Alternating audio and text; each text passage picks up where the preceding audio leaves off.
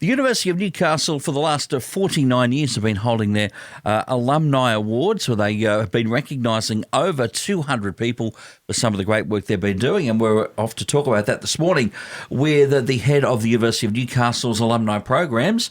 Firstly, Christy Osmond. Christy, thank you so much for your time coming in. Appreciate it. Oh, thank you, Mark. Thanks for having us and letting us tell our community more about the Alumni Excellence Awards. Yes, look, 49 years is a long time of doing anything, so next year's will be even bigger. Next year is a big one to coincide neatly with the university's 60th anniversary as well. Some nice round numbers there. Yeah, we love round numbers. My OCD loves it already.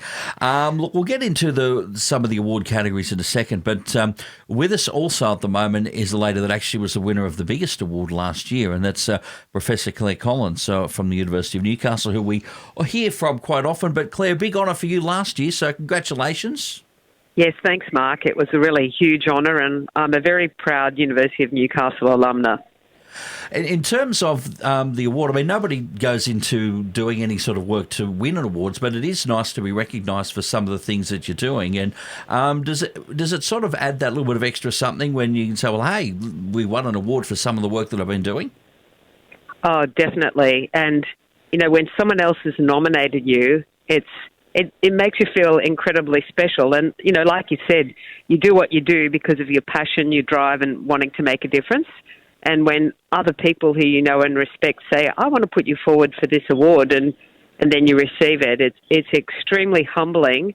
And honestly, it makes me even more determined to make an impact, not just for our community, but, you know, for Australia and internationally. So in that sense, these awards are really, really important. And I know it's made me also look around and who do I know who's a graduate of the university who equally should be recognised. Christy, good point, isn't it? Because, I mean, for someone else to sort of look independently of you and go, actually, I think that person's doing a pretty decent job. That's kind of one of the hallmarks of the awards, isn't it? People recognising other people. Yeah, it certainly is. So last year we had more than 217 nominations in the awards, and we're just delighted that our alumni community get behind each other and want to celebrate and unearth and amplify the achievements and successes of each other. It's a really lovely community that we've built here in our alumni at the University of Newcastle. All right, I just take it. So I know it's a bit of more of a streamlined approach this year, but the awards themselves that'll be on, who can nominate, who are you nominating? Yep, and just before I get into that, I also wanted to say, Claire, thank you so much for spending your time with us this morning, and we were just so delighted to be able to further showcase the incredible, what is already an incredible career that you have, and we're so grateful that actually one of our award recipients is also a staff member, is also so passionate about what she does, and is paying that forward to the next generation of researchers and clinicians and professionals in her field, so that's really wonderful. We're so proud. Yes, thank you very much. Thanks, Claire. We have 3 weeks to go, Mark, in terms of when our award nominations close down. That's going to be on the 14th of April. We've got 9 categories this year. We have streamlined the process, as you mentioned before.